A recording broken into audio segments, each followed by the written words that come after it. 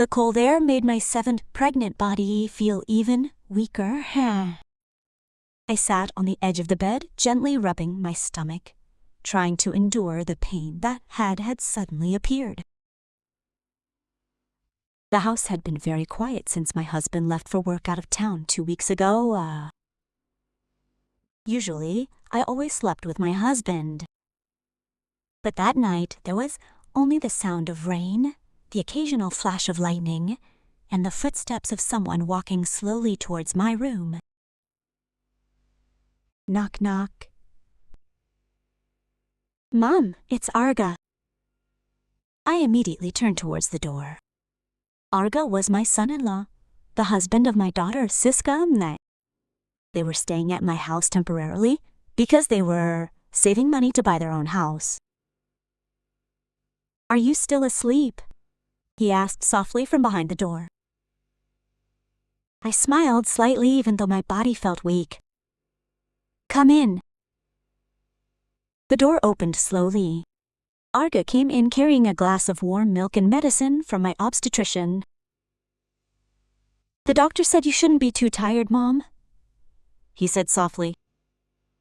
I stared at his face for a few seconds. I don't know why, but since my husband left, Arga has always been the first person to pay attention to me. He often helps me walk, prepares food, and even accompanies when false contractions come in the middle of the night. And that night, when I almost fell because the pain in my stomach suddenly came again, Arga immediately hugged my body so that I didn't fall to the floor. My heart was beating fast. I could feel Arga's hands trembling as he supported my body. But at the same time, from behind the slightly open bedroom window, the light from my cell phone camera suddenly turned on. Click. Someone was taking a picture of us secretly. I don't know who it was yet. But since that night, my life and my family's life began to turn into a nightmare full of slander. My name is Mira. I am 42 years old.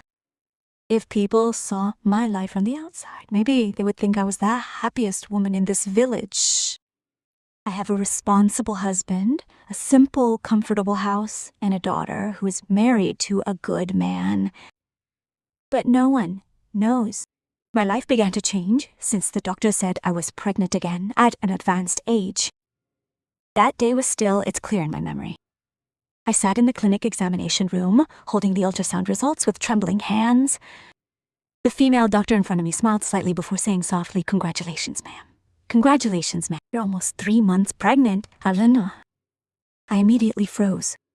Pregnant, Doc? The doctor nodded. For some reason, my chest immediately felt tight. Not because I was unhappy, but because I was afraid. At the age of 40, I never imagined I would be pregnant again after my own daughter was married. I even cried on the way home. However, unlike me, my husband was very happy when he heard the news. Mr. Darto immediately hugged me tightly while laughing. With emotion, this is a blessing from God. But I'm not young anymore. That's precisely why we have to take good care of this baby. From that day on, my husband became very attentive. He forbade me from lifting heavy objects, asked me to stop taking too many catering orders, and even always reminded me when to take my vitamins. I felt loved again like a newlywed. However, that happiness did not last long. A month later, my husband got a big project out of town for 2 months. I still remember the night before his departure. We sat together on the porch and enjoying warm tea. The night air was chilly, while the sound of crickets could be heard faintly from the backyard. Mr. Darto gently held my hand. "I'm sorry I have to leave you like this." I smiled a little, though I was sad. "It's okay. I can take care of myself." But my husband still looked worried. That's why he asked our daughter, Siska, and her husband, Arga, to stay at home temporarily until he got home. "Let someone help take care of Mom," my husband told them. Siska immediately agreed, while Arga just nodded slowly, as usual. Arga is a quiet type of man. He's only 27 years old, tall, and always has a calm look on his face. Even though he's only been my son-in-law for a year, he already respects my husband and me like his own parents. At first, I wasn't very close to him. We only spoke as needed at the dinner table or when we were hanging out with Siska. But since my husband left, Arga has become the one who helps me the most. He wakes up early in the morning to carry gallons of water before leaving for work. If I look pale, he secretly buys fruit or vitamins from the pharmacy. He even volunteered to take me to prenatal checkups several times while Siska was busy working at a boutique near the market. "I'll take you," he said one morning. "I actually feel bad. Aren't you tired?" Arga just smiled a little. "It's okay. Little things like that slowly make the house feel less lonely even though my husband is far away from town." However, my pregnancy turned out to be not as easy as I imagined. The bigger I got, the weaker my body became. My feet often swelled, my back ached every night, and sometimes my stomach would suddenly hurt so much that I could hardly stand. One night, I woke up because of a very painful false contraction. I tried to walk to the kitchen to get a drink of water, but my body suddenly became unsteady. I almost fell if Arga hadn't arrived just in time to hold my arm. "What's wrong, Mom?" he asked in panic. I winced in pain while holding my stomach. "Mom's stomach hurt." Arga immediately helped me sit on the kitchen chair and made warm water. That night he didn't even sleep to make sure I was okay. Since that incident, Arga has become more attentive. If I coughed even a little, he would immediately panic. If I haven't eaten, he'd be busy reminding me like a little child. Sometimes I feel bad myself. "You're too good to Mom," I said one afternoon. "Arga," I chuckled as I put my groceries on the kitchen table, because my father asked me to look after my mother. It was a simple sentence, but somehow it warmed my heart. However, without us realizing it, that small gesture of concern began to become a topic of conversation among the villagers. Neighbors began to frequently see Arga coming in and out of my room at night to deliver medicine or check on me. At first, I didn't think much of what they said. Until one afternoon, when I was buying vegetables in front of the alley, two women immediately fell silent when they saw me coming. "Hey, stop talking so loudly." But wasn't it strange? I pretended not to hear. Even though my chest was starting to feel uncomfortable, and everything got worse that rainy night. The night the electricity suddenly went out. The night the pain in my stomach came so intense that I almost fell in my room. Arga, hearing my screams, immediately ran in and hugged me to keep me from falling to the floor. But at the same time, the light from my cell phone camera suddenly flashed from behind the bedroom window. Click. Someone was secretly taking our picture. And that night, my life began to turn into a nightmare full of slander. The light from the camera from behind the window was still vivid in my head. I, who's still weak from the pain in my stomach, I could only hold Arga's arm tightly while trying to catch my breath. "Who is it?" my whisper trembled. Arga immediately turned towards the window with a tense face. Without saying much, he immediately helped me sit on the edge of the bed and then ran out of the room to check the backyard. I was alone in the dark room. The rain was getting heavier outside the house. The sound of the wind made the window curtains move slowly. Meanwhile, my chest was beating very fast with fear. A few minutes later, Arga returned, breathing heavily. "No one," he said quietly. "But I saw the camera light." I knew Arga's face looked serious. There were footprints near the back fence. Hearing that, my body immediately felt goosebumps. That night, I couldn't sleep at all. A mixture of fear and discomfort filled my mind. For some reason, I began to feel that something bad was going to happen after that incident. And my hunch turned out to be right. The next morning, the atmosphere in the house felt very strange. When I opened my phone, there were dozens of incoming messages from the village mothers group. My hands immediately went cold when I read their chat contents. No wonder her husband dared to stay out of town for so long. Gosh, it turns out that all this time close to my own son-in-law. My chest immediately tightened. I hurriedly opened the photo they sent, and that's when the world seemed to collapse before my eyes. The photo from last night when Arga hugged my body in the room had spread everywhere. The angle of the photo was deliberately taken from outside the window to make it look like we were hugging passionately. even though at that time, I almost fell because of false contractions. My tears immediately fell. Oh, God. I even had difficulty breathing seeing the comments from residents who began to insult. A few minutes later, Siska came home early from work with a panicked face. "Mom, what is this?" she asked while showing the phone screen. I immediately cried. "That's not true, son." Siska looked confused and shocked. Her gaze alternated between me and Arga, who had been silent, holding back his emotions. "I was just helping my mother last night," Arga said quietly. But the situation had already gotten worse. Neighbors started coming to the front of the house just to peek at our situation.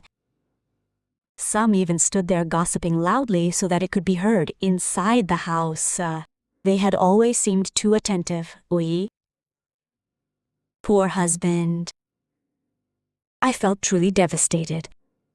I had never been humiliated like that in my life. The one who scared me the most was my husband. I didn't know if he had seen the photo or not, and that fear finally came true that afternoon. My cell phone rang. Mr. Darto's name appeared on the screen. My hands immediately trembled. I picked up the phone slowly. "Hello?" But my husband's voice sounded very cold. "Mira, what really happened at home?" My tears immediately fell again. It was just a misunderstanding. But the photo had already spread everywhere. I tried to explain everything while crying. About false contractions, about Arga only helping me in, about someone secretly photographing us from outside the house. But the more I talked, the more I felt like my explanation sounded unreasonable. My husband was silent for a long time, until finally he said softly, "I believe you. That I'm embarrassed." Embarrassed, same as what people say. Those words felt like a knife stabbing me slowly in the chest. The phone immediately disconnected. I sat weakly on the sofa crying. Siska had to calm me down, but I could see her face was also full of stress. Meanwhile, Arga had been standing still, clenching his fists tightly. That night, the atmosphere in the house became very quiet. No one said much during dinner. Even the sound of a spoon falling on a plate was very clear in the silence. I started to feel guilty. If only Arga hadn't helped me so often. If only I hadn't asked for company. Maybe all this slander wouldn't have happened. But everything got worse when the next night I heard the sound of a rock being thrown onto the roof of the house. Crack. I was immediately shocked and held my stomach. Siska screamed softly from the living room, while Arga rushed out of the house to check on the situation. A few seconds later, the sound of running footsteps was heard from the back alley. Arga tried to chase the person, but failed. When he returned home, his face was full of emotion. "Someone deliberately destroyed this house," he said angrily. I started to get scared. Why are they doing this to us? Arga didn't answer. But that night, I saw something I'd never seen before on my son-in-law's face. Anger. And from that night on, Arga became determined to find out who had destroyed my family's good name. I could see a big change in him. Usually Arga was always calm and rarely spoke.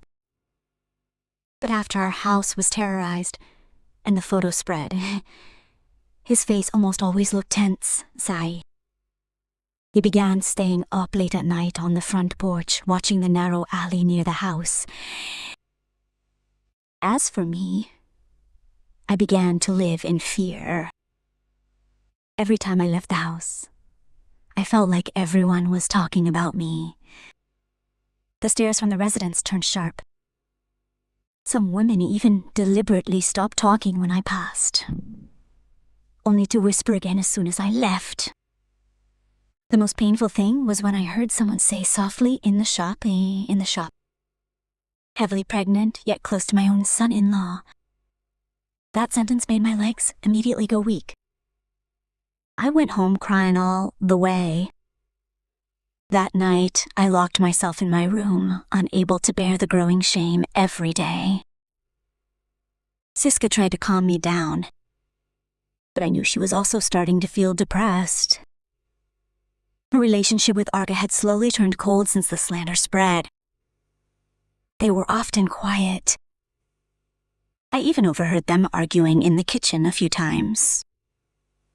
"You're too attentive," Siska snapped at her mother. One night, Arga stared at his wife with a disappointed expression. "If it were your own mother who was sick, should I have just kept quiet? But now everyone is talking about you." I, who heard from the other side of the room, immediately started crying again. I felt like I was the cause of the destruction of my own child's household. The next day, I decided to talk to Arga. He was sitting alone on the back porch, smoking a cigarette. I walked over with a heavy heart. No. Arga quickly put out his cigarette. Mother wasn't asleep yet. I sat down slowly in the chair next to him. The night air felt cold after the rain that afternoon. "Starting tomorrow, you don't have to help me so often anymore." Arga immediately looked at me in surprise. "Why?" "I don't want your household to be destroyed because of people's gossip. Arga's face turned sad. "You believe me, right?" I immediately nodded quickly.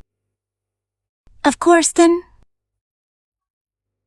Let me find out who did it." I lowered my head slowly. Sometimes slander doesn't need proof to be believed. Arga was silent for a long time, but his gaze seemed increasingly convinced. "I don't care what people say. The important thing is that Father and Siska know that we are not wrong."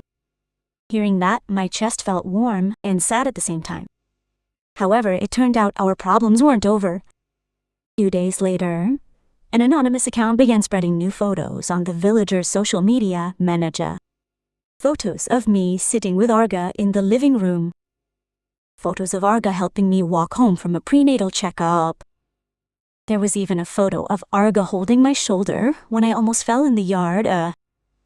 All the photos were deliberately taken secretly from a distance, and the captions were increasingly cruel. "Husband out of town, son-in-law substitute." I was immediately shocked when I read that sentence. My hands were shaking violently. Siska, who saw the post, immediately burst into tears. "Why are they so mean to us?" I hugged my child tightly while crying too. Meanwhile, Arga immediately left the house without saying anything. That night he came home with a face full of emotion. I knew who did this. Siska and I immediately turned around at the same time. "Who?" Arga clenched his jaw tightly. "Rendi." I immediately froze. Rendi was our neighbor, a man in his 30s who had always caused trouble in the village. He was also known for teasing women and often getting drunk at night. "But why did he do this?" I asked weakly. My face, Arga, had turned cold. "Because he had once liked Siska and was hurt when she chose to marry me." My chest immediately felt tight. So all of this wasn't just ordinary slander. Rendi had deliberately destroyed my family out of revenge. But before we could do anything, my phone suddenly rang. It was my husband's number. I immediately picked it up with trembling hands. But this time, Mr. Darto's voice sounded much colder than before. "I'm coming home tomorrow morning." My heart immediately dropped. I didn't have time to explain anything. He continued his sentence in a tone full of disappointment. "And I want to hear everything directly from you." The phone disconnected. The house was immediately silent. I stared at Arga and Siska with ragged breaths. Because for the first time, I was truly afraid that my family wouldn't be able to survive after tomorrow morning came. That night, no one could sleep. I continued to sit in the living room, hugging my stomach, which was increasingly tightening from stress. Siska cried silently in her room. Meanwhile, Arga stood guard on the front porch with a stressed face. The once warm house now felt like a foreign place. The clock ticked slowly, making the atmosphere even more suffocating. And with each passing second, the fear in my chest grew. Less. I was afraid of losing my husband. I was afraid my child's marriage would be destroyed. I was afraid the baby in my womb would be affected by all this pressure. As dawn approached, the sound of a car stopping in front of the house made my entire body tense. Mr. Darto had come home. I stood slowly, my legs trembling. The door opened. My husband entered, his face tired and his eyes red as if he hadn't slept all night. His briefcase was still slung over his shoulder, but his gaze fell directly on Arga, who was standing in the living room. The atmosphere immediately felt cold. Yes, Siska's voice was soft. But Mr. Darto didn't answer. He walked in, looking at each of us. And for the first time in our marriage, I saw such disappointment in my own husband's eyes. Dad, I said softly. I'm tired of hearing people talk. The sentence made my chest tighten.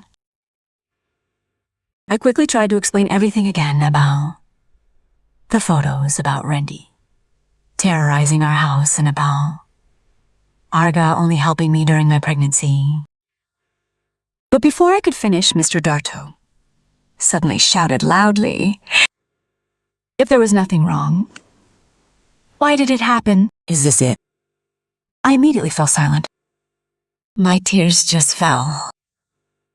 I'm just afraid of losing this baby, I whispered weakly, but the atmosphere was already too chaotic. Siska also cried while trying to defend Arga. Arga wasn't wrong, right? But Mr. Darto, already filled with shame and emotion, became even angrier. He glared at Arga sharply. You as a son-in-law should know your limits. That sentence made the whole room suddenly silent. Arga, who had been silent till now, finally lowered his head slowly. Dad is right. I immediately turned around quickly. I've been too close to Mom. It's not your fault. I snapped while crying. But Arga smiled bitterly. If I hadn't interfered so much, maybe none of this would have happened. Siska immediately held her husband's hand. Jeet, don't say that. But Arga slowly let go of his wife's grip. I'm leaving this house. I immediately panicked. Don't. However, Arga still walked to his room to get his bag. I tried to stand up after him, but the pain suddenly stabbed my stomach so hard. My body immediately went weak. Siska looked around in panic. Mom. I fell to the floor holding my stomach, which was in so much pain. My breathing began to become irregular. Mr. Darto immediately turned pale when he saw the blood dripping onto the floor. Oh God, Mira. The atmosphere in the house turned chaotic.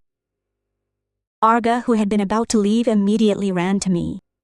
Mom, look at me. Take a breath. I cried in pain while holding his shirt tightly. Okay. Without thinking, Arga immediately carried my body out of the house and to the car. Mr. Darto and Siska also panicked and cried. Throughout the trip to the hospital, the pain in my stomach became more intense. I could hear Mr. Darto's voice continuously calling my name from the back seat, while Arga drove with trembling hands and eyes full of fear. When we arrived at the emergency room, the doctor immediately took me inside. The examination room door closed. And for the first time since all this slander began, my family could only sit silently outside the room in fear of losing someone they loved. However, the biggest trial was not over yet, because a few minutes later, a nurse came out with a serious face saying, Cocok, we have to choose quick action, or the lives of the baby and the mother are both in danger.